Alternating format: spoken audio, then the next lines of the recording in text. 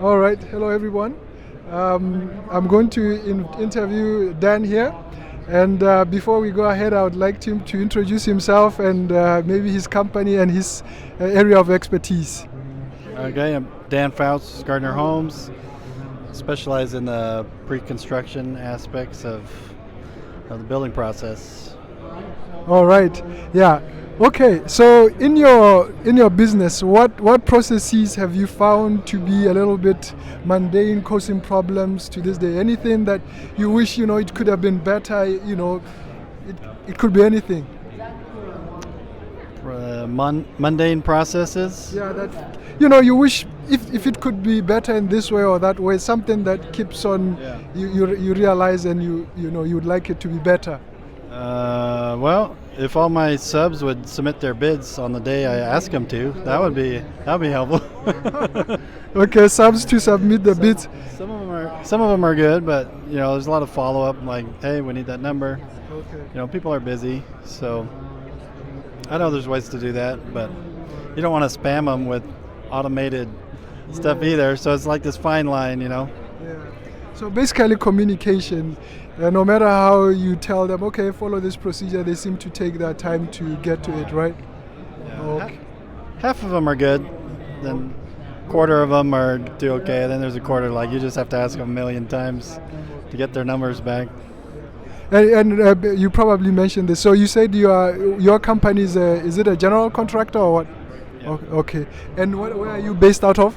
We're in the Boise metro area, Idaho. Idaho. Okay. And how many homes, or I don't know whether you're a commercial builder or a home builder? We're residential.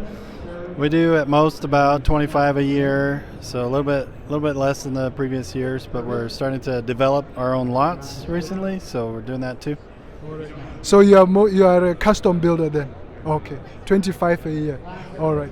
Okay. And so now I know that there's probably going to be tariffs implemented in Canada and Mexico. I just want to know how it will affect your business, if at all it will, and what would you do to mitigate against it?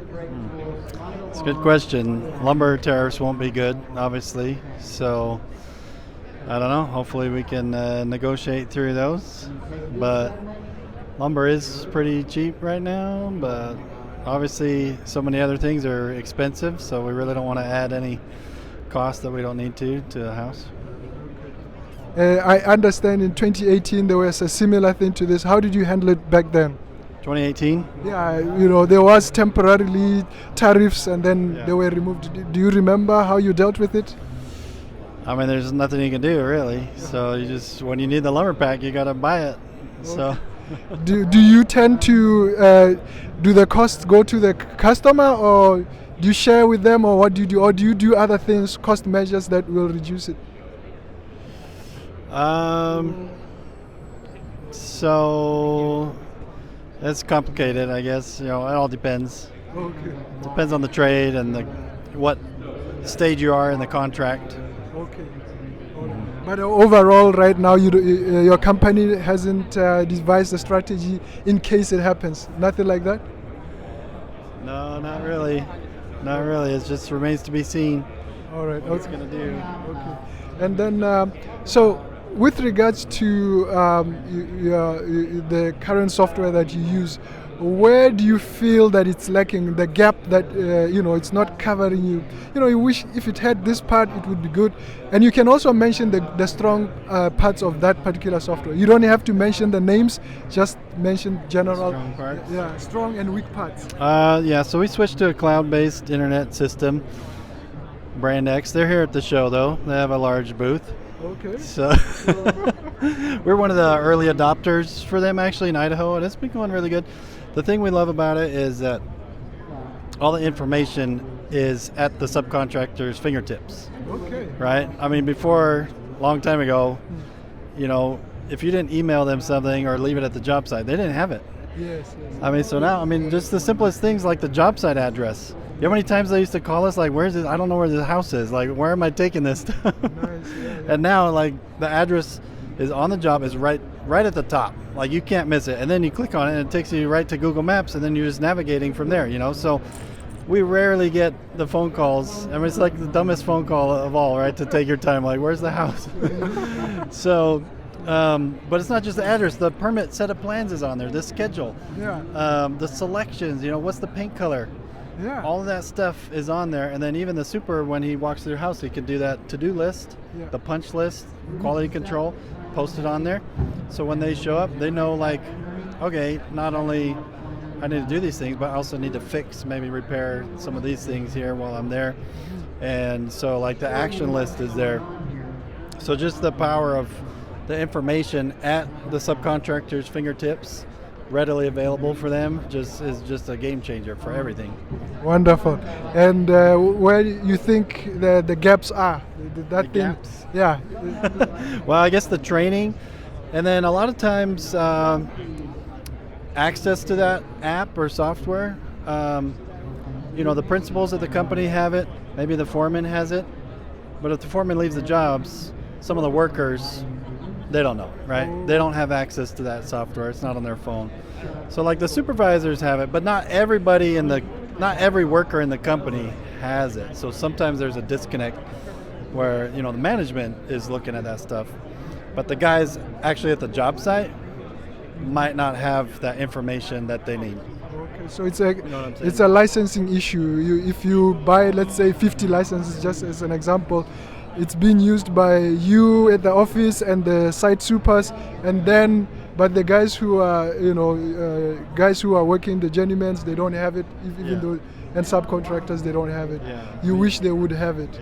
Okay. Any other thing that the whole team needs access to that stuff. Anything in terms of functionality that if it had this part they are doing right here, especially the fact that people have access, they don't have to go to call you for addresses. Anything that maybe if they could this part improve it, what they could tweak better. Yeah, that's a good question. I have to think about that. Okay. It's going pretty good. The user interface, could use a little bit of update. I saw one that looked really clean at another booth today. And then just the amount of click-throughs sometimes is a little difficult. You want to change one item on a purchase order, You got to go into estimating, then you got to go to purchase order, then you got to pick the purchase order, then you got to click the line item, then you have to click the thing. You know what I mean? It's like 5 click-throughs just to change one piece of information.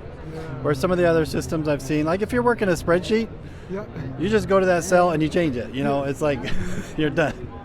So sometimes there's a lot of click-throughs to get to where you're going. Like selections, you go to selections, then you gotta go pick paint, then you gotta expand the paint thing, and then you gotta click that thing, then you gotta, So sometimes it takes a minute to update and, input the data, just based on the interface. So, I guess that's one thing. All right, I've heard that before. Okay. Trust me, because I work with different people, and I think eventually when I get to share this video, they will get the software providers will look into that as a whole.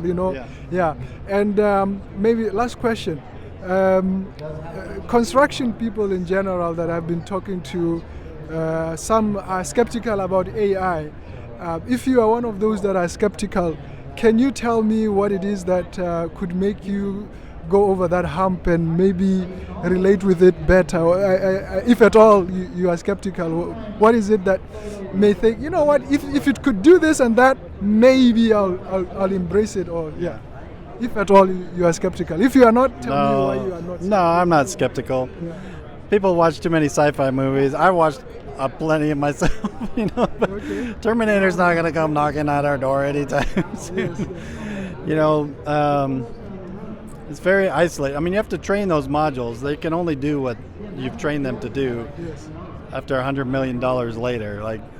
I don't think anything is going to just become, self-aware and start shooting nuclear bombs at each other anytime soon.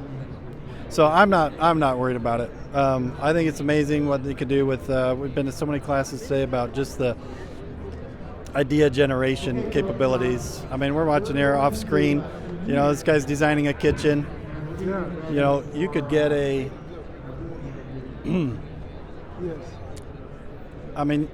he's creating construction drawings, but if you're just trying to create an image and a feel, and get someone's like, what's your vision for this kitchen? You can do that in seconds now. Yeah. You know, with the image generation. Nice. So elevations, kitchens, bathrooms. I mean, we used to go to Pinterest, you know, and try to get some pictures, but now you can take a picture of your bathroom, show AI that Pinterest image, and it'll transform your bathroom into looking like that Pinterest photo that you have. And now you can really see the space and how it's going to look. And you say, I like that.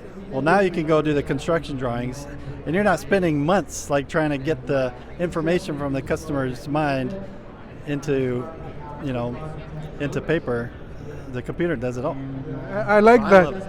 I like that because you need to save that time, especially at the beginning when you want to win the contract. Instead of taking a lot of time just building what I would call a proof of concept, you spend less time, drawings. and then once they are on board, then you can go into the details. Yeah. I like that. And thanks, Dan. All right. And Nice to meet you. Yes, Good thank luck. you so much. Yeah.